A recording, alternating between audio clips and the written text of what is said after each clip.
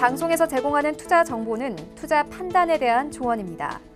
방송에서 제공하는 주식의 가치, 가격 상승 및 가격 하락에 대해서는 방송사에서 보장하지 않습니다.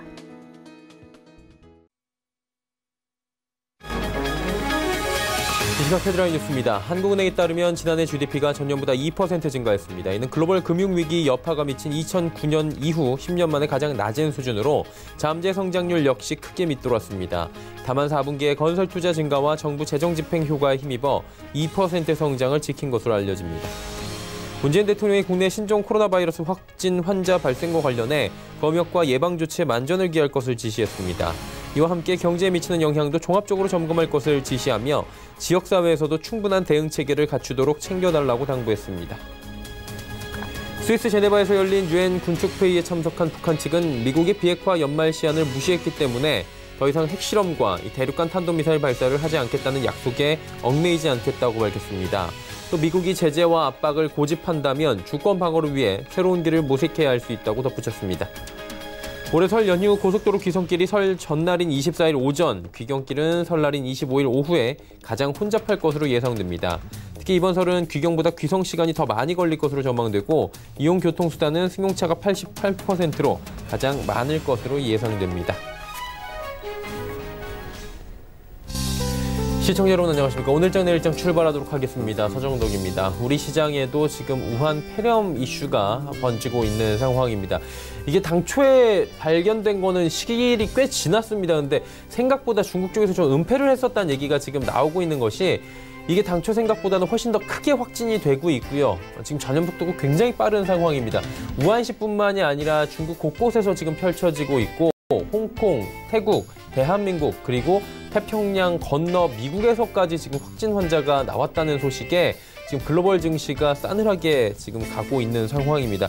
예전에 사스 공포에 비견될 정도로 지금 이야기가 나오고 있는데 우리는 사스와 메르스 사태를 겪었기 때문에 이것들이 확진이 돼서 굉장히 빠르게 전염될 경우에는 증시 자체에도 악영향이 될 것이라는 걸 이미 잘 알고 있는 상황입니다. 그러다 보니 돌발 악재로 작용을 하고 있고요. 더 확진되지 않도록 지금 만전을 기하는 국가들이 나오고 있는 거고요. 우리 시장 역시 관련 종목들 지금 가파르게 오르내리는데 일단 뭐 마스크 관련주들이나 방역 관련주들 지금 급등하는 종목들 많이 보이고요. 업종들도 점차 넓어지고 있는 상황입니다. 처음에는 관련 제약바이오 업종들만 소폭 오르는 정도 뭐 상한가 나오는 종목들이었는데 마스크주로 옮겨갔고요. 이제는 또 다른 종목들 찾기에 분주한 상황입니다. 그리고 삼성전자 이슈가 어제 있었는데 시총 30%를 캡, 뭐 이런 얘기들이 나왔습니다. 시총에서 30%를 넘지 않도록 한다 이런 당국의 이야기였는데 어제 주가 밀렸죠. 그리고 같은 뭐 바운드 안에 담겨있던 종목들 같이 밀렸었는데 오늘은 뭐 주가가 밀린 만큼은 아니지만 어느 정도 올라오는 모습이고요. 전체적으로 어제 밀렸던 종목들 기술적으로 올라오는데 뭐 상승폭은 그렇게 크진 않습니다. 어제에 비해서는 낙폭 회복 다 안 됐죠. 오늘 시장 지나고 나면 내일 하루 남습니다. 연휴까지. 어떤 지금 스탠스를 가지고 좀 가셔야 될지 좀 종잡기 어려울 텐데 하나하나 함께 만나보시길 바랍니다. 코스피부터 확인해 보도록 하죠. 자, 지수가 2255입니다. 2250선은 회복을 하는 모습입니다. 하루간의 흐름 정리해 보도록 하겠습니다. 자, 보시는 것처럼 2259, 60선 부근까지 지금 터치를 했고요. 70선 향해 달려가다가 윗골이 달고 지금 살짝 밀릴만 말랑하는 모습인데 크게 오늘 변동폭이 있지는 않습니다. 수급을 좀 만나보도록 하겠습니다. 수급 보시면 오늘은 기관이 좀 사주고요. 특히나 금융투자 쪽에 프로그램 매수가 좀 들어옵니다. 1262억 원이나 프로그램 쪽으로 매수 들어오고 투신, 연기금도 같이 사주고 개인들이 많이 파네요. 외국인도 현물 시장에서 좀 팔고 선물 쪽에선 외국인이 담는 모습 오늘도 포착이 됩니다. 다음 볼까요? 자, 시총 상위주들 보시면 삼성전자, SK하이닉스 내려온 만큼 다시 올라가고요. 네이버 어제 빠졌는데 오늘 다시 반등에 성공합니다. 그리고 삼성바이오로직스가 최근에 잘 달리는 모습들 포착이 되죠. 다음 볼까요? 자, 보시면 현대차가 12만 원인데 오늘 이제 컨퍼런스 콜 2시 있고 기아차가 이제 4시에 있나 그럴 겁니다. 이게 현대차가 실적이 잘 나올 것이다라고 지금 기대감이 좀 올라오고 있는 상황이어서 그리고 컨퍼런스 콜에서 현대차 같은 경우는 지속적으로 어떤 이슈들을 최근에 담아내고 있는 상황이어서 기대감으로 좀 올라오고 있는 상황입니다. 실적 발표가 나오면 저희가 또 속보치로 보내드리도록 하고요. 현대차가 지금 12만 원 뚫고 올라오는 모습.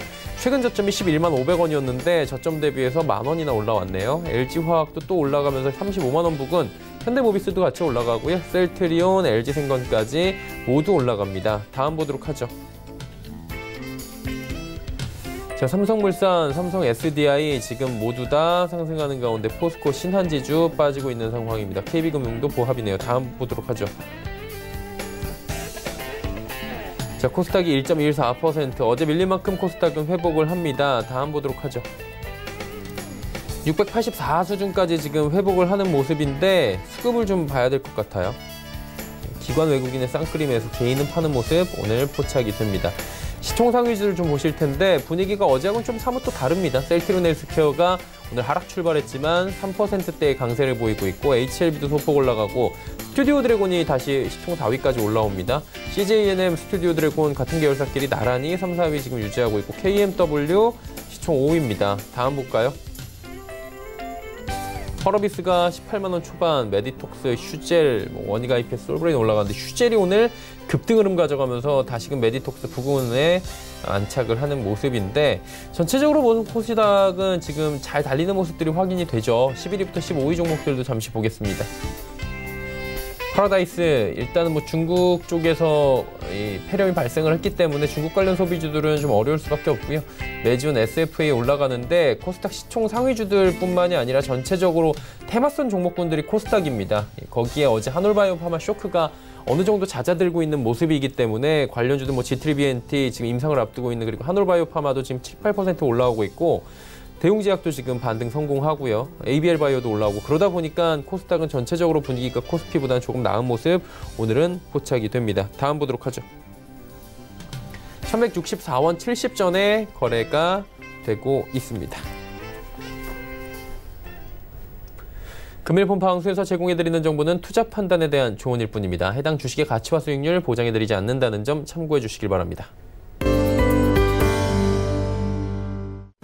1시 57분 지나고 있습니다. 이 시각 특징주 바로 살펴드립니다. 정보경 캐스터입니다. 네, 우한 폐렴에 대한 공포감이 세계로 퍼지고 있는데요. 다행히 우리 국내 증시는 오후 들어 반등하는 모습입니다. 이 시각 이슈 종목들은 어떤 게 있는지 지금부터 만나보시죠. 이 시각 종목 핫3, 삼성 SDI, 모나리자, 나이백이 올라와 있습니다. 오늘의 첫 번째 종목 모나리자입니다. 우한 폐렴 확산 소식에 오늘은 모나리자가 급등하고 있는데요. 현재 전날 대비 13% 넘게 올랐습니다. 거래가 5,220원입니다. 하루간의 흐름도 확인해 보시죠. 오늘 개장과 동시에 큰 폭으로 올랐고요. 오전장에 최고가를 터치하는 모습입니다. 우한 폐렴의 사람 간 전염이 공식 확인되고 사망자 수도 6명으로 늘었습니다. 중국 발병 이후 한국, 태국, 일본에 이어 미국에서도 첫 감염자가 나왔는데요. 이렇게 우한 폐렴이 세계적으로 확산되면서 오늘은 모나리자를 비롯해서 국제약품, 서린바이오 등이 급등하는 모습입니다. 다음 종목 만나보시죠. 나이백은 다국적 제약사와 계약을 체결했다는 소식이 전해졌습니다. 현재는 보합권에서 움직이고 있고요. 거래가 13,150원입니다. 하루간의 흐름도 확인해 보시죠. 하락 출발한 이후 오전장에 크게 올랐었는데요. 상승분을 모두 반납한 모습입니다. 나이백이 JP모건 헬스케어 컨퍼런스에서 6곳의 다국적 제약사와 계약을 체결했습니다. 항암치료제와 항암치료에 접목된 펩타이드 플랫폼에 관한 물질 공급 계약과 비밀 유지 계약인데요. 나이백은 또 독일과 일본 제약회사와 주요 파이프라인 협업에 관한 미팅을 진행했다고 밝혔습니다. 다음 종목 만나보시죠. 삼성 SDI 계속 신고가를 경신하고 있습니다. 현재는 전날 대비 2.18% 올랐고요. 거래가 28만 1,500원입니다. 하루간의 흐름도 확인해 보시죠. 오늘 장중 한때 28만 3천원까지 오르면서 최고가를 다시 한번 경신했습니다. 삼성 SDI 이번 달 들어서만 19%가 올랐습니다.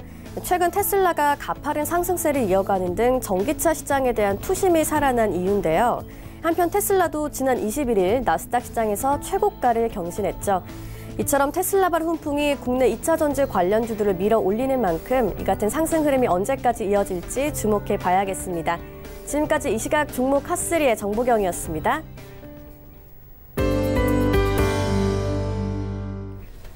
자, 오늘장 이슈 바로 체크해 보도록 하겠습니다. 펠리즈 투자리서치 김민수 대표와 함께합니다. 안녕하세요. 네, 안녕하십니까. 춘절 있더라고요. 우리도 지금 뭐 설 명절을 앞두고 있는데 중국 같은 경우에는 뭐 큰 명절이죠. 가장 큰 춘절이 있는데 관광객 특수를 지금 노려야 할 상황에서 폐렴이 지금 번진 상황입니다. 지금 좋아하기도 참 그렇다고 어떻게 스탠스를 잡기가 어려운데 이 부분은 어떻게 봐야 되는지 좀 짚어주시겠습니까? 네, 어떻게 보면 또 단기 성수기로 들어온 중국 소비주 쪽의 입장 쪽으로 봤을 때 안타까운 현실이라고 봐야 될 것 같고요. 그거 관련돼서 어떤 지금 앞으로 생각해 볼 수 있는 여러 가지 시나리오는 있겠지만은 그래도 지금 현재 이어지고 있는 팩트를 중심으로 한 번 더 말씀을 드려본다고 하게 되면요. 일단 중국 소비주 관련돼서 가장 중요한 첫 번째 흐름은 중국인 입국자 수라고 봐야 되겠죠.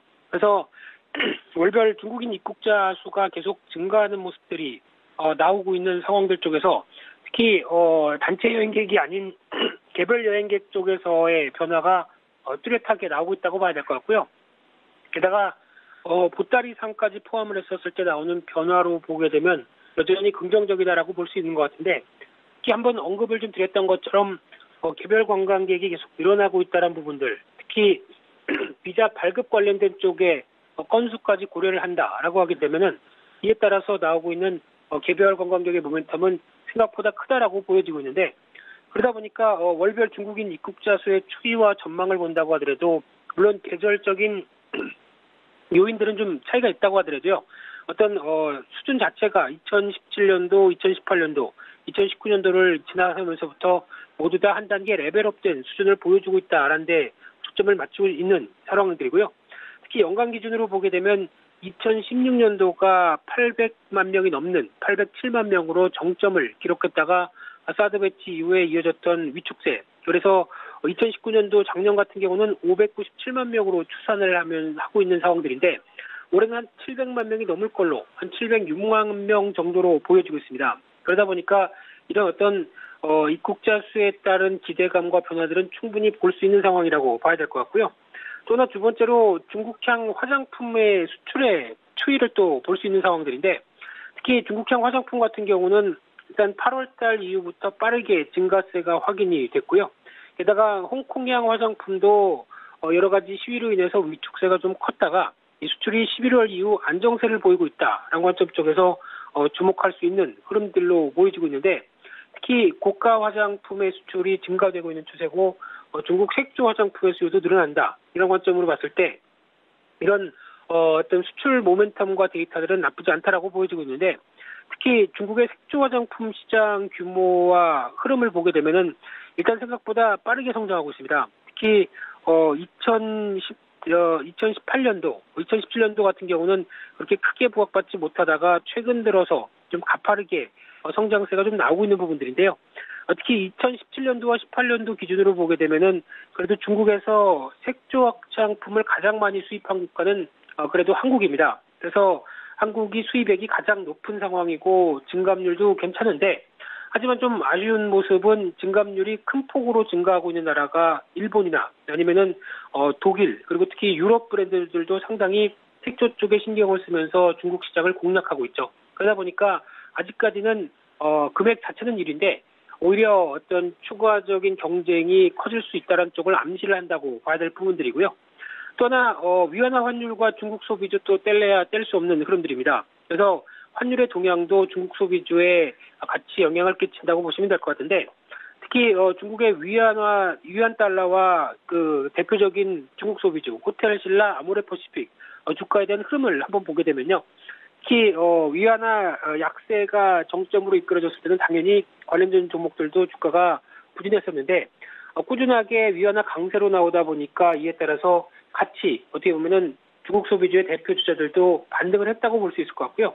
하지만 최근 들어서 어떤 위안화 환율이 다시 약세로 살짝 진입하는 모습들이 나오다 보니까 그에 따라서 주가도 꺾이는 모멘텀으로 작용했다라는 부분들. 특히 이 부분이 우한시 폐렴과 관련된 쪽에 대해서 영향을 받으면서 환율이 움직였다고도 볼 수 있는데 그렇다고 하더라도 여전히 환율에 대한 변화도 거의 유사하게 움직인다라는 관점들로 같이 봐야 될 것 같고요. 왜냐하면 중국 소비자의 구매력을 또 영향을 끼치는 변수다라는 관점 쪽에서 주목하고 있는데 따라서 결론적으로 보게 되면은 일단 조금 더 긴 시각, 올해 전반적이나 중기적인 시각으로 봤을 땐 중국의 입국자 수 증가와 그리고 어떤 성수기에 도래하는 모습들 그리고 한한령 해제에 대한 기대감과 함께 관심 가져야 될 부분들은 맞습니다. 하지만은 단기적으로는 위안화 환율이라든가 특히 말씀드렸던 우한시 폐렴과 관련된 확산 여부들 계속 주목해야 될 것 같은데요. 특히 가장 중요하게는 두 가지로 볼 수 있는 상황들인데, 특히 오늘 WHO에서 우한시 폐렴 관련돼서 각국 글로벌 정부의 어떤 입출국 관리에 대해서 권고를 하느냐 여부가 가장 또 중요하다고 볼 수 있는 상황들이고요. 그렇게 되면 아무래도 부담감이 높아질 수 있는 관점이 이어진다고 봐야 될 것 같고요. 또 하나 두 번째는 순절 이후의 동향입니다. 특히 중국인들의 이동이 많은 이후에 오히려 더 어떤 폐렴 환자가 늘어나는 속도가 빨라졌다라고 하게 되면 이 부분도 부담이 될 수가 있기 때문에 지금 당장 중국 소비주가 조금 고점에서 밀렸다고 하더라도 지금 빠르게 매수하는 것보다는 약간 춘절 이후에 동향들을 보고 대응하는 게 맞지 않을까 이렇게 말씀드리고 싶고요. 하지만 낙폭이 좀 커지고 여러 가지 부정적인 모습들 때문에 가격 메리트가 생긴다. 그럴 때는 비중 확대하는 전략은 나쁘지 않다. 이렇게 말씀드리겠습니다. 폐렴 관련해서 분석을 쭉 해주셨고요. 미세먼지 좀 여쭤봐야 되는 게 미세먼지 최근에도 오고 있잖아요. 뭐 작년하고는 뭐 비교할 수 없을 정도 그래도 좀 괜찮긴 한데 이 미세먼지 관련주들 아직까지는 안 움직이거든요. 어떤 투자 전략들이 필요할지 동향이나 좀 짚어주시겠습니까? 네, 작년에가 워낙 심했기 때문에 올해는 이제 미세먼지가 초미세먼지를 비롯해서 다 정도 좀 낫지 않을까라는 생각인데 아직은 본격적으로 왔다고 보긴 힘들죠. 그래서 겨울을 지나서 이제 봄쯤 돼서 이제 확인을 해봐야 될 흐름들인데, 하지만 여전히 최근의 추이를 보게 되면은 서울의 고농도 초미세먼지 발생 현황을 봤었을 때 2017년도 이후부터 계속 확대가 되는 상황들이고요.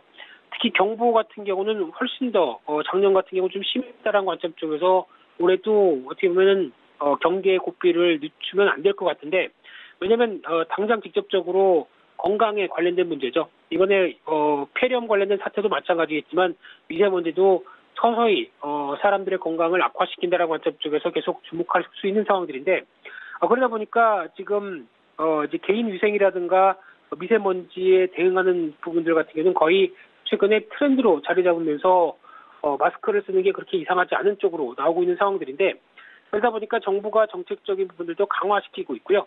그래서 이번에 12월 달부터 2월 달까지 미세먼지 계절관리제를 도입하면서 특히 가장 중요한 어떤 직접적인 미세먼지를 발생하는 여러 가지 수단에 대해서 계속 강조를 하고 있는 상황들이고요.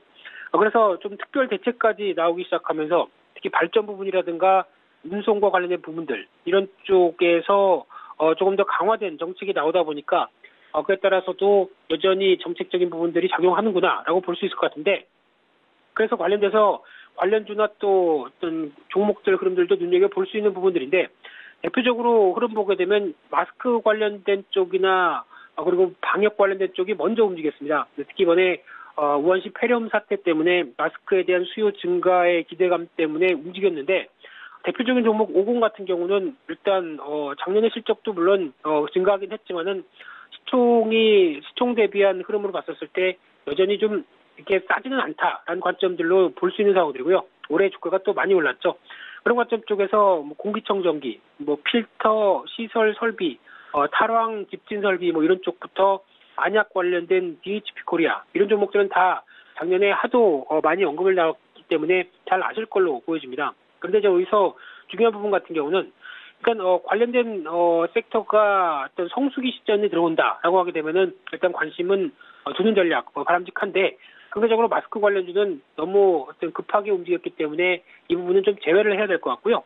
거기다가 특히 지금 작년 같은 경우도 가장 많이 얘기 나왔던 게 공기청정기가 이제 삶의 일부가 돼서 생활 필수 가전이 됐다라고 하는 상황들인데, 그러다 보니까 공기청정기 보급률이 작년 봄 같은 경우 60%라고 추산을 하고 있는데, 아직 필수 가전이라고 하는 어떤 에어컨이나 김치 냉장고 이런 거에 비해서는 보급률이 80%대 대비해서 아직은 더 늘어나야 된다라고 볼 수 있겠지만은 지금 먼저 수요가 발생했기 때문에 공기청정기나 이런 부분들이 올해 또 더 가시화될지는 아직은 좀 어느 정도 먼저 수요가 발생했다라는 부분들로 봐야 될 것 같고요. 그러다 보니까 상대적으로 공기청정기보다는 이와 관련된 소모품 쪽에 조금 더 체크를 하고 신경을 쓰는 전략들이 맞지 않을까 생각이 들고 있는데, 그러다 보니까 필터 관련된 쪽은 계속 소모품이고 갈아줘야 된다라는 관점으로 봤을 때 이 부분을 좀 더 주목해야 될 것 같고요. 그래서 대표적인 크린앤사이언스라는 종목이 가장 눈에 띈다고 봐야 될 것 같은데 그런 쪽에서 증설까지 완료하면서 실적에 대한 기대감이 높다라고 하게 되면 이런 부분들도 참고하시면서 미세먼지 관련된 종목들도 조금씩 챙겨봐야 될 시점이 아닌가 그렇게 보여지고 있습니다. 네, 미세먼지 관련주들까지 오늘 짚어주셨습니다. 말씀 여기까지 듣겠습니다. 고맙습니다. 네, 감사합니다. 펠리지 투자 리서치 김민수 대표와 함께했고요. 이슈 칼럼 이어갑니다.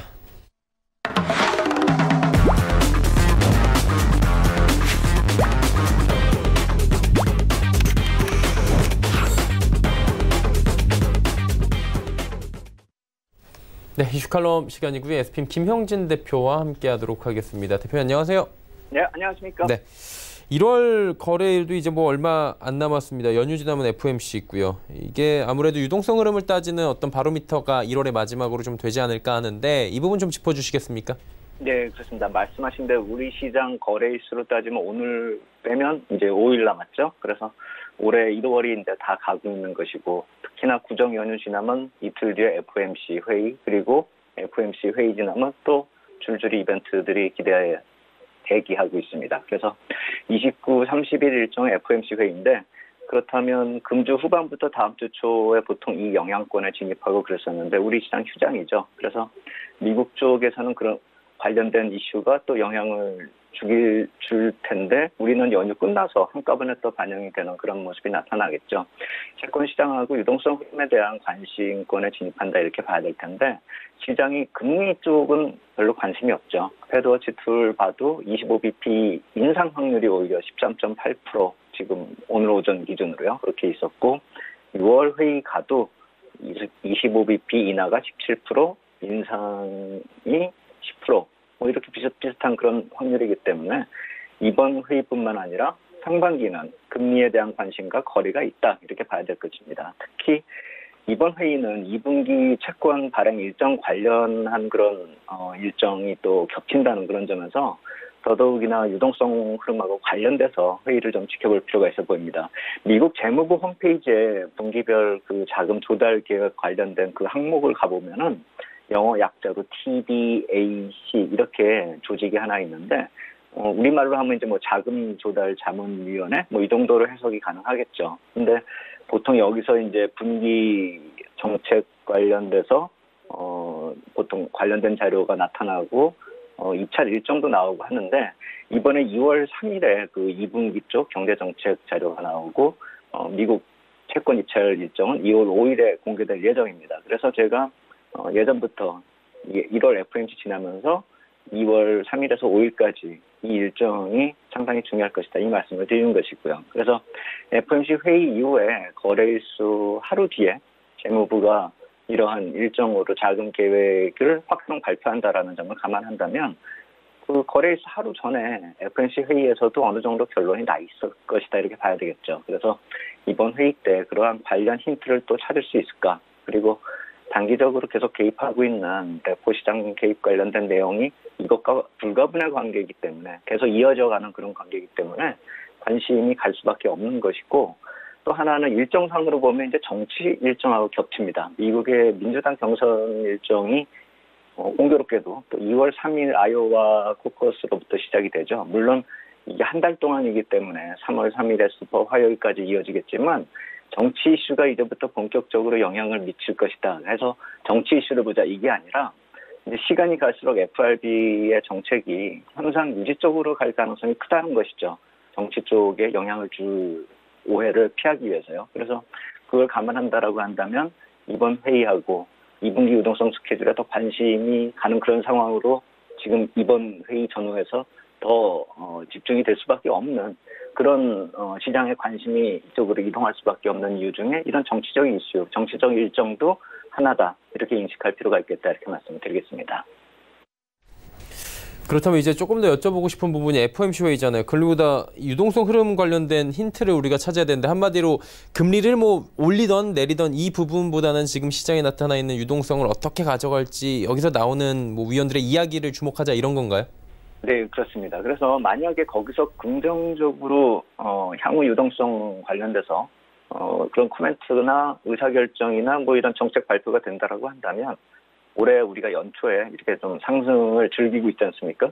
그 연초보다 더 큰 상승장이 나타날 가능성도 봐야 된다라는 것이죠. 그래서 지난주에 하나 힌트를 좀 FRB 쪽에서 주기 시작했습니다. 그러니까 20년 만기 국채 미국 쪽에서. 그래서 그것을 발행하겠다라고 하는데 이게 34년 만이라고 그러죠. 그래서 일정상으로 보면 5월 발행 예정이고 수익률은 2.15%. 그러니까 금리가 2.15% 정도 수준으로 이제 발행이 된다 이 얘기거든요. 그래서 제가 그러면 그게 어느 정도 되는지를 가늠하기 위해서 미국의 장단기 채권 수익률 흐름을 그러니까 1년물도 있고 10년물도 있고 30년물들을 다 이렇게 한 표로 작성을 했습니다. 그래서 지난주에 20년물 발행 소식이 나타났을 때의 그 수익률 흐름으로 제가 포커스를 맞춰서 그림을 만들어봤는데, 그러니까 1년물은 1.5%대에 있고 10년물은 1.8%대, 그래서 30년물이 2.2%대. 그러니까 아래쪽부터 이렇게 1년물, 10년물, 30년물 이렇게 있다라고 보시는데, 이게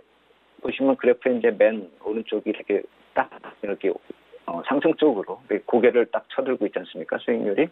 이게 왜 그랬냐면 20년물 발행 소식이 나오면서 이렇게 됐거든요. 그래서 보통 이게 연물로 좀 길어지면 길어질수록 수익률이 좀 높아지기 때문에 지금 우리가 보고 있는 그림에 파란색하고 맨 위에 보라색 사이 정도께 20년물 금리가 위치를 하겠죠. 그렇게 본다면은 보통 뭐 한 2.2%, 2.11% 부근 뭐 이렇게 생각이 들 텐데 지금 발행 예정상으로 보면 2.15%라고 하니까 약간 조금 더 높게 발행이 되는 것이죠. 그렇다라고 한다면 전체적으로 또 금리를 약간 위로 올려버리는 그런 모습이 나타날 수도 있을 것 같다 이렇게 생각이 들고, 어제는 좀 채권 시장 이 그림하고 틀리게 우한 폐렴 이쪽 소식으로 인해 가지고 또 안전자산 쪽으로 이렇게 자금이 쏠려서 강세를 보이는 모습을 보이면서 이 10년물 채권이 1.8% 아래로 떨어졌는데, 악재 이후에 이 정상적 흐름으로 다시 진입한다는 것을 감안하면은 금리가 안정된 다음에 5월 근처로 가면 갈수록 좀 추가 상승 쪽으로 이렇게 이어가지 않을까.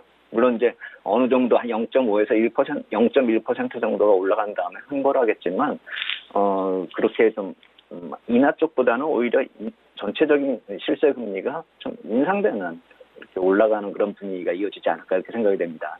단기 채권 시장에 대해서 개입을 이제 FRB 쪽에서 마무리한 다음에 과연 이 10년물 채권의 발행 규모도 줄어들 것인지, 단기물이 좀 많이 줄어들 건지, 이것이 단순히 이제 금리의 문제보다도 이거하고 연관돼서 예전부터 말씀을 드렸었던 달러 부족 현상이 해소가 된다라고 한다면 달러 흐름의 중기적인 변곡점이 될 수 있다는 점, 이 점이 가장 중요한 것이죠.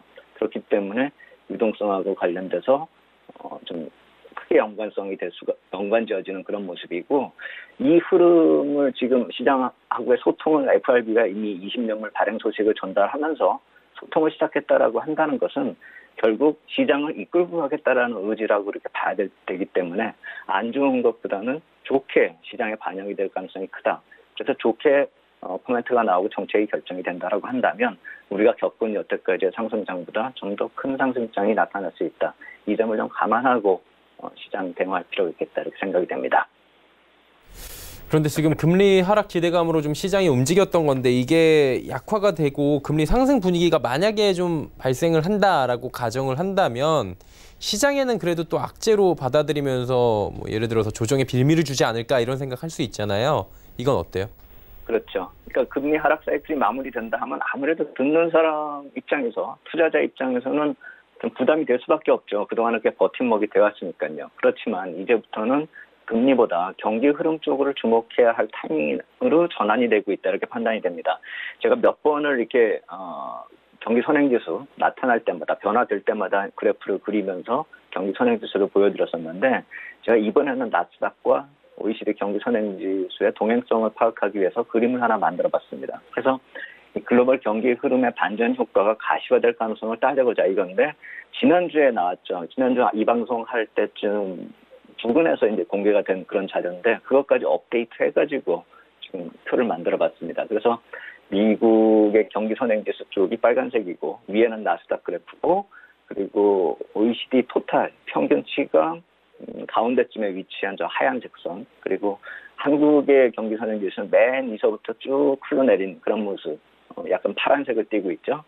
근데 이 모든 것이 지금 턴을 하고 있는 것이 보여질 것입니다. 물론 이제 왼쪽에 제가 박스권으로 이렇게 두 개를 그려놓은 것은 지금처럼 아래쪽에 경기 선행지수가 턴했을 때 위에 나스닥 지수가 어떻게 변했는지 그것을 표시를 한 것이고, 그것이 지금 재현될 가능성이 크다라는 것을 제가 지난해부터 계속 말씀을 드린 것이죠. 근데 그때까지만 해도 경기 선행지수가 이렇게 턴하지를 않았기 때문에 확실하게 말씀을 드릴 수가 없었지만, 이제부터는 경기 선행지수가 저렇게 턴하기 시작했다는 점을 감안한다면 2016년에 나타났었던 가운데 빨간 박스권 이후의 장세가 펼쳐질 가능성이 아주 크다는 점을 봐야 되겠죠. 특히나 유동성까지 풀어줘서 긍정적인 효과가 나타난다고 한다면 더 강한 시세가 나타나지겠죠.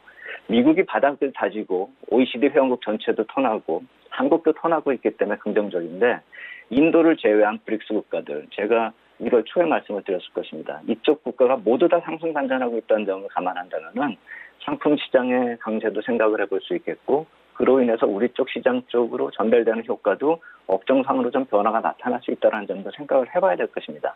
그래서 이머징 마켓 동반 강세 가능권역이다, 진입을 할 것 같다, 이렇게 볼 수가 있는 것이고, 본격적 경기 회복이 이렇게 나타나면서 2016년 말에 이 경기 반전한 다음에 2017년, 18년 동안에 금리 인상을 7번을 했죠. 그렇기 때문에 그때마다 좀 불안 요인이 됐고, 2016년 말에도 이런 금리 인상이나 금리가 올라가고 있는 것에 대한 부담감이 있었지만, 실질적으로 2017년부터 2018년에 큰 상승이 나타났다는 점을 감안한다면 이번에 실세금리가 저렇게 올라가는 모습으로 나타난다 하더라도 시장에 뭐 부정적인 영향을 미친다라기보다도 오히려 그런 것 때문에 시장이 조정을 받고 악재로 받아들여진다면 하나의 기회로 좀 볼 필요가 있겠다, 이렇게 생각이 되고, 아까 본 표에서 나타나듯이 우리가 2016년부터 2015년까지 코스피는 박스피에 머물렀지만 미국 시장은 계속 상승을 했단 말입니다.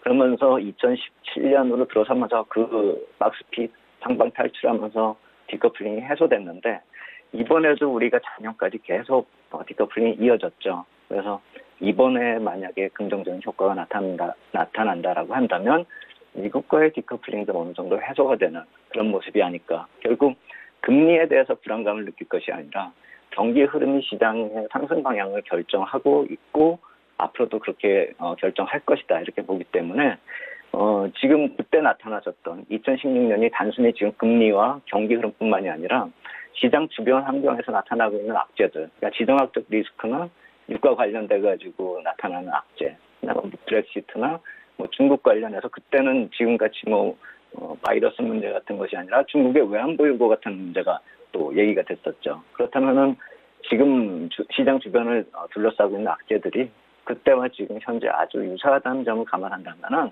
그 당시에도 악재가 없었기 때문에 상승했다라는 게 아니라 그러한 악재들이 변동성만 주고 시장의 방향, 경기가 결정했다라는 점을 감안해서 이번에도 상승 방향 쪽으로 좀 생각을 하고 악재가 나타날 때 그것을 좀 기회로 이용할 필요가 있겠다, 이렇게 말씀을 드리겠습니다. 자, 그렇다면 향후에 장의 상황이 그래도 좀 개선이 더 될 수 있다라고 보시는 것 같은데, IT 업종이 같이 올라줘야 되잖아요. 그러면은 동반 상승 좀 가능하다고 보십니까?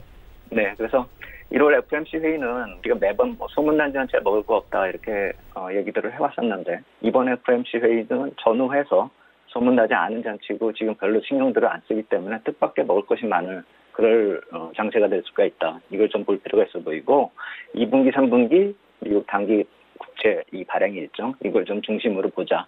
그럼 더 큰 장이 나타날 수 있는지 좀 확인을 하자, 이렇게 말씀을 드리겠고, 말씀하신 대로 IT 주도주 이쪽은 변화 가능성이 거의 없다라고 생각을 해야 되겠습니다. 그래서 탄력이 오히려 강화되는 그 요인으로 생각을 해볼 필요가 있어 보이고, 미국의 업종별 흐름에서 부진했었던 상품 관련 에너지 업종이 올해 좀 이익이 좀 개선될 것으로 예상이 되고 있습니다. 그래서 단순히 업종별 동행으로 확대해서 그래서 우리도 그럴 것이다, 이렇게 해석을 하는 것이 아니라 우리 쪽도 그렇다면은 수익률 갭을 줄이는 그런 정도의 빠른 순환매가 돌면서 에너지나 이쪽 화학 업종도 이제부터는 좀 잠에서 깨어날 때가 되지 않았을까, 이런 생각이 들고, 그렇기 때문에 제가 IT 쪽도 주도주가 좀 부담스러우면 ETF로 가자, 이렇게 말씀을 드렸듯이 이쪽 화학이나 에너지 쪽도 지금 순환매가 빠르게 나타날 것이기 때문에 이쪽도 좀 관련된 업종 ETF 쪽에 대한 관심을 좀 추가할 필요가 있겠다 이렇게 말씀을 드리겠고, 그렇기 때문에 어제 같은 하락장은 좀 기회로 좀 이용할 필요가 있어 보이고,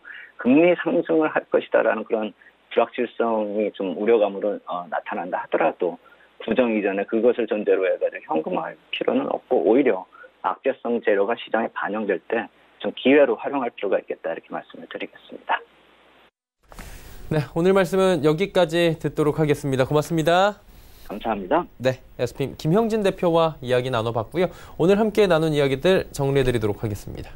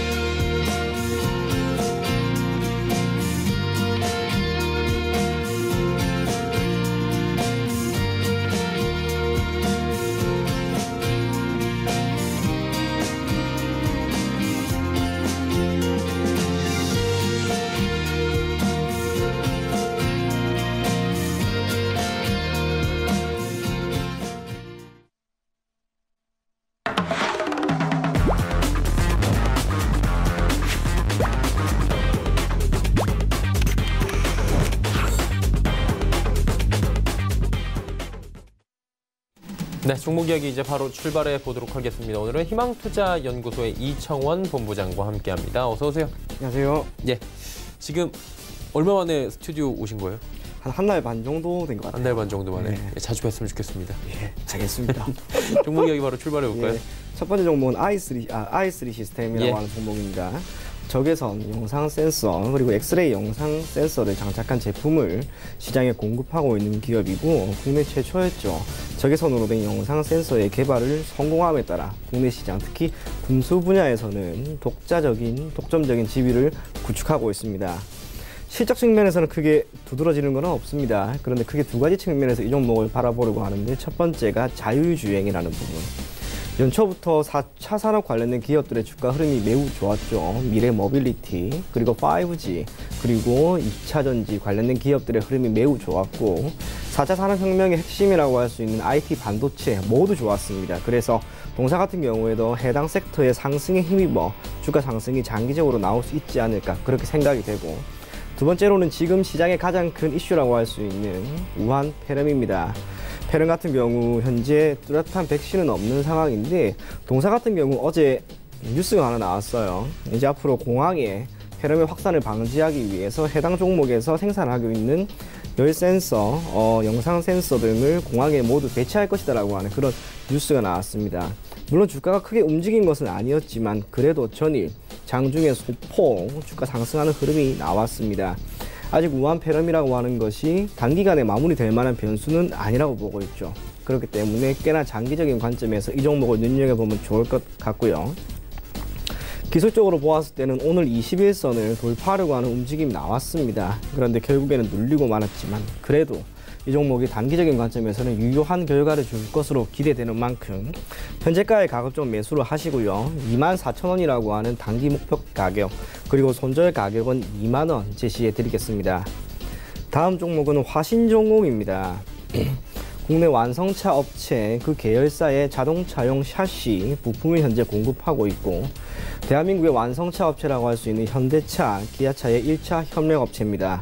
실적이 지난해부터 크게 개선되었습니다. 아직 4분기 실적이 나오지는 않았지만 그 이전 3분기까지 매출액, 영업이익 상승세가 매우 뚜렷하였고, 덕분에 주가 또한 반등하는 흐름이 지난해 12월부터 매우 뚜렷하게 나왔습니다.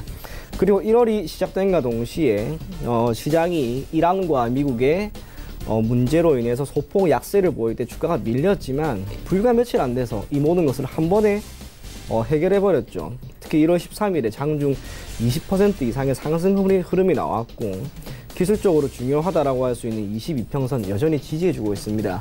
그래서 이 종목은 적어도 현 시점에서 단기적이든 또는 올 한해 전반적으로 보았을 때 중장기적인 관점에서 여러분들이 눈여겨보면 좋지 않을까 그렇게 생각이 됩니다. 목표 가격을 1,750원 제시해 드릴 거고요. 손절 가격은 짧게 1,250원 제시해 드리겠습니다. 네. 다음 종목은 풍산입니다. 풍산은 구리와 아연, 즉 산업용 금속류를 기반으로 하고 있는 신동 제품의 생산 및 판매는 물론이고 방산 부분에서의 사업을 영위하고 있는 기업입니다. 매출 비중을 보게 되면 신동 제품의 판매에 따른 매출이 57% 정도로 상당히 높고 결국에는 신동 제품 부분에서의 실적이 주가에 가장 큰 영향을 미치는 변수라고 할 수 있는데 신동 제품의 생산 및 판매에 영향을 미치는 것은 역시 구리 가격이 되겠죠. 제가 지난번에도 한번 구리 가격에 대해서 설명을 해드렸는데 구리라고 하는 것은 국제 원자재 중에서도 하드 섹터에 속하는 그 중에서도 산업용 금속류에 속하는 하나의 원자재입니다. 국제 원자재 중에서 일반적으로 국내 증시든 미국의 다우든 나스닥이든 영향을 미칠 만한 변수로서 작용하는 원자재는 딱 두 가지밖에 없습니다. 첫 번째가 WTI를 기반으로 하고 있는 국제 유가이고요. 두 번째로는 바로 이 구리인데 구리가 왜 영향을 미칠 수 있냐면 일반적으로 경기가 좋은 상황이 되면 기업의 입장에서는 공장을 증설하거나 신설을 하죠. 그때 필요한 에너지원이 전부 다 전력이고 이 전력이 원활하게 공급되기 위해서 만들어진 전선 그 안에 모두가 구리가 있습니다. 그렇기 때문에 구리 가격이 상승한다라고 하는 것은 결국에는 현재 세계 경기든 해당 국가의 경기든 꽤나 괜찮다라고 하는 것을 반증하는 지표로서의 역할을 한다는 점에서 구리 가격 자체에 대해서 여러분들이 눈여겨보는 것도 투자에 매우 좋은 지표로 작용할 것 같습니다. 그러한 상황에서 풍산 같은 경우 12월부터 소폭 반등하는 흐름이 나왔습니다. 시장이 크게 흔들리지 않기 때문에 이 구간에서 주가가 크게 밀릴 가능성은 매우 낮을 거라고 봅니다. 수급적으로도 안정적인 흐름을 보이고 있는 만큼 풍산 현 시점에서 여러분들이 포트폴리오에 어느 정도는 담아 보시고요. 목표 가격은 31,000원, 손절 가격은 2만원 제시해 드리겠습니다.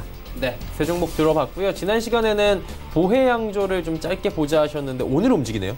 오늘 제가 아직 확인을 못해서 오늘 움직이더라고요. 보해양조 같은 경우에 예. 지난주 수요일이었죠. 추천을 했을 때 장중에 좀 움직임이 많이 나왔습니다. 그리고 오늘 소폭 움직이는데 아직까지 이 종목이 주가가 크게 밀릴 만한 변수는 없을 것 같습니다.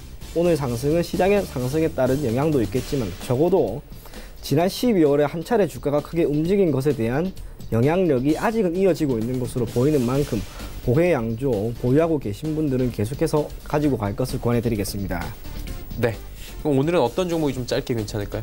첫 번째로 이야기해드렸던 i3 시스템인데 다른 이유는 아닙니다. 우한 폐렴 그와 관련된 이슈로 오늘 이 종목이 조금 더 움직일 수 있지 않을까 그렇게 생각이 되고 참고로 우한 폐렴 관련된 이야기가 어쨌거나 계속 나옵니다. 제가 이 부분에 대해서 조금 더 설명을 해드리자면 지금 확진자가 약 300명이 넘었죠. 그 중에서도 90%에 달하는 90% 수준에 달하는 확진자가 우한이라고 하는 지역에 속한 사람들입니다. 그런데 이 우한이 조금 특색이 있는 도시예요. 전체 인구는 870만 명 정도인데 대학이 약 60개가 있습니다. 그러다 보니 학생 수가 100만 명이 넘어가고 그게 뜻하는 것은 결국 우한이라고 하는 이 도시가 어느 정도는 중국의 인적 자원을 공급하고 있는 도시로서의 역할을 한다는 것 뿐만 아니라 셀트리온이 이번에 우한이라고 하는 도시에 연구개발을 위한 지식센터를 설립을 했죠. 이유가 해당 도시에 300개가 넘어가는 국제 제약회사들이 연구센터를 그곳에 두고 있습니다. 그렇기 때문에 해당 지역 자체에서 분명히 빠른 시일 내에 성과를 낼 수 있을 만한 백신을 보일 수 있는 곳으로 보이는 만큼 장기화될 가능성은 저는 매우 낮다고 봅니다. 설령 장기화된다 하더라도 앞으로 확진자는 점점 줄어들겠죠. 그래서 매우 단기적인 관점에서 이 종목을 보시되 장기적인 관점에서 이 종목을 볼 것은 아무래도 권해드릴 수는 없고요. 단기적으로 24,000원 목표 가격만 지켜보고 대응할 것을 권해드리겠습니다. 네, 짧게 이슈로 움직일 수 있다 뭐 이런 말씀이신 거죠? 네, 맞습니다. 예, 알겠습니다. i3 시스템까지 오늘 이야기 나눠봤습니다. 오늘 말씀은 여기까지 듣도록 하겠습니다. 고맙습니다. 감사합니다. 희망투자연구소의 이청원 본부장과 이야기 나눠봤고요. 내일의 종목 330 이어갑니다.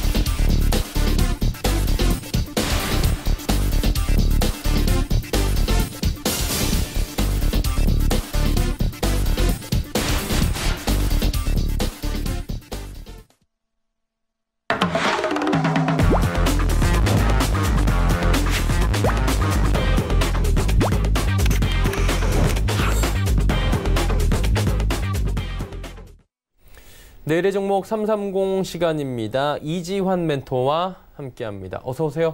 안녕하세요. 네, 오늘의 주제부터 바로 살펴보도록 하죠. 자, 주제를 살펴보니까 삼성전자 코스피 200 시총 30% 캡 대두. 어제 굉장히 뜨거운 감자였고 오늘도 이로 인해서 증권가에선 여러 가지 지금 시나리오들이 나오고 있는데 좀 자세히 들어보도록 하겠습니다.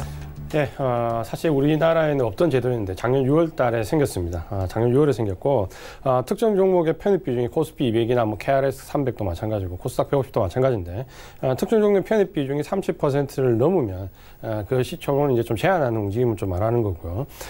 도입되기는 작년 6월에 도입됐는데 아직까지 이렇게 넘어가는 종목이 없었는데 문제는 이제 최근에 삼성전자가 반도체 바닥론을 타고 굉장히 주가의 등락폭이 가파르게 오르면서 이번에 이제 33%까지 육박하게 되었습니다. 이러면서 이제 삼성전자의 이 편입 비중을 좀 제한해야 된다라는 얘기가 나왔는데 문제는 이제 이런 부분들이 상당히 설득력 있고 나올 만한 부분이 있습니다. 특히 우리가 지난 예를 보면은 핀란드 같은 경우가 노키아가 한때 시총 비중이 70%까지 갔습니다. 그러다가 노키아가 굉장히 몰락의 길을 걸으면서 핀란드 증시 전체가 휘청거리는 모습을 좀 보여줬고 이 부분 때문에 어느 정도 이 편입 비중을 좀 제한하는 것은 타당성이 있다라고 말씀을 좀 드리겠습니다. 다만 지금 현재 이제 문제가 좀 되는 것은 어제 이제 한국거래소에서 발언했던 내용이 수시 조정이라는 부분이 이제 좀 대두가 됐는데 왜냐하면 결국 이 편입 비중을 제한하기 위해서 제한을 받는 대상이 누구냐고 하면 바로 우리가 알고 있는 ETF나 인덱스 펀드들이 여기에 이제 해당이 좀 되게 됩니다.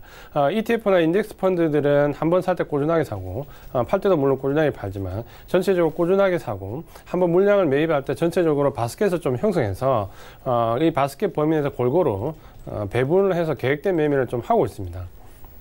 근데 이제 만약에 삼성전자처럼 이번에 나온 얘기처럼 수시로 이걸 조정하게 되면 굉장히 인덱스 펀드나 혹은 ETF 등에서 굉장히 혼란을 좀 초래할 수 있다는 거죠. 왜냐하면 전체적으로 계획된 매매로 연간 진행을 좀 하는 부분에서 원래 이 시총 30% 제한의 취지는 6월 말과 12월 말 선물 옵션 동시만기일 다음 날 조정하게 되어 있습니다. 그러니까 조정할 수 있는 날짜를 딱 못을 박았기 때문에 시장에 주는 충격을 좀 최소화하고 연중 2회로 이렇게 제한해서 옮기었는데 어제 발언 내용 중에서 이제 수시로 하겠다라는 부분들 때문에 이제 펀드들이 혼란을 겪을 수 있습니다. 이렇게 되면 단기적으로 움직이는 펀드들 같은 경우는 물량을 좀 뺄 수밖에 없는 부분이고 특히 이제 문제가 되는 부분이 뭐냐면 전체적으로 삼성전자 한 종목에 대해서 매수를 하는 ETF나 인덱스 펀드는 그렇게 많지 않습니다. 대부분 바스켓을 형성해서 들어오기 때문에 같은 업종 혹은 같은 섹터 내에서 굉장히 같이 발맞춰서 움직이는 등락을 보이고 있는 종목들 같이 이렇게 매수를 하게 되는데요.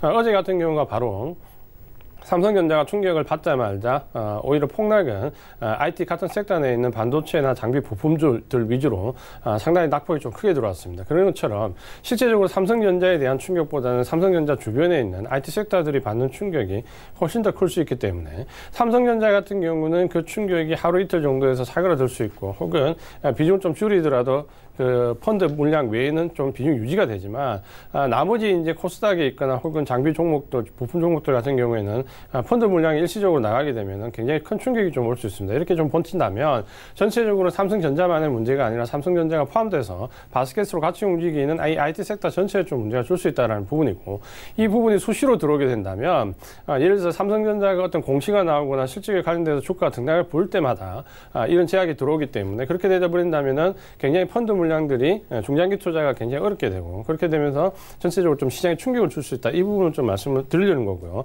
그래서 이 수시 변경과 관련된 부분에서 시장의 충격이 좀 극대화될 수 있다는 부분과 단기간에 계속해서 인위적으로 주식 시장에 충격을 좀 주면은 주가를 조정하게 되면은 시장에 대한 충격이 상위 종목들이 아니라 하위에 있는 부품 장비들 쪽으로 더 크게 효과가 벌어진다는 것 이런 부분들 때문에 좀 더 신중할 필요가 있다는 부분을 좀 말씀드리고 싶고 전체적으로 시기를 딱 못 받고 조정하지 않으면은 굉장히 시장에 큰 혼란을 초래할 수 있다라고 말씀을 좀 드리겠습니다. 네, 삼성전자 30% 캡에 관련된 자세한 사항들 분석을 해주셨습니다. 그렇다면 관련해서 저희가 볼만한 섹터 있습니까? 예, 그래서 좀 전에 말씀드린 것처럼 이번에 시장에 충격을 받는 어제 충격을 받았던 종목들을 보면 첫 번째가 이제 반도체에 관련된 종목들, 반도체 전공용 후공정, 메모리 관련된 쪽에 충격이 1차적으로 가장 컸고요.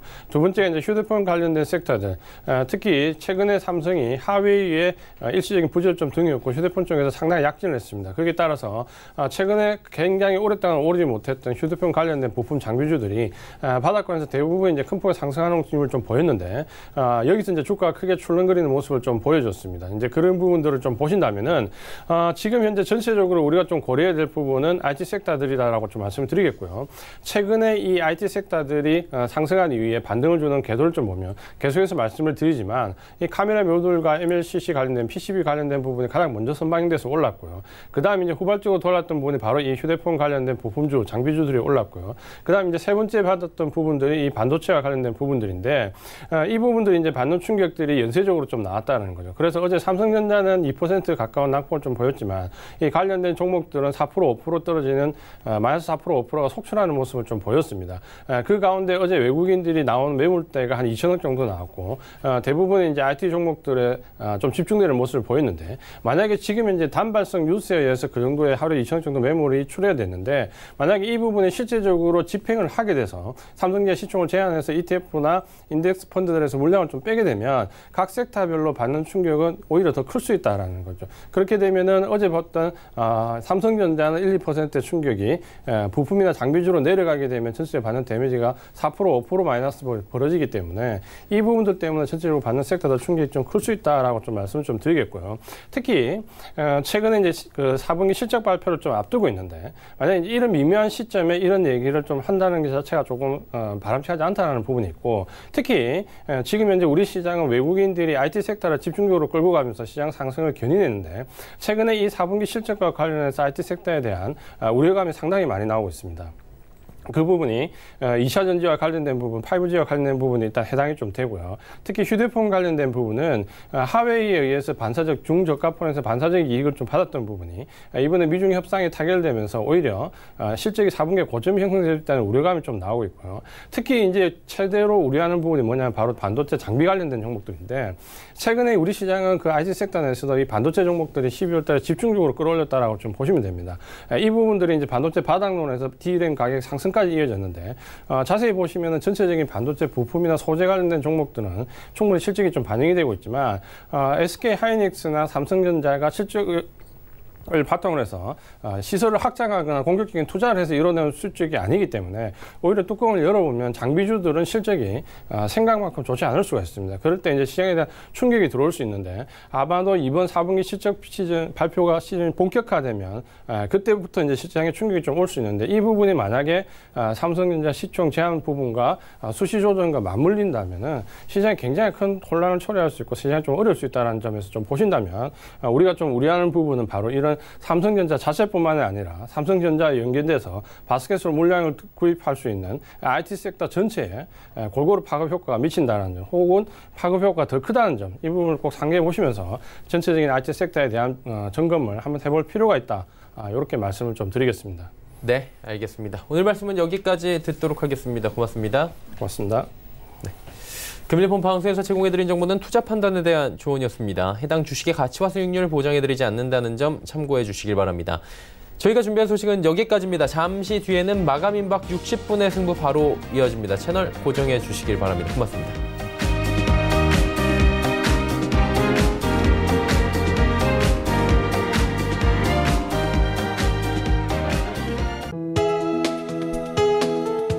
방송에서 제공하는 투자 정보는 투자 판단에 대한 조언입니다.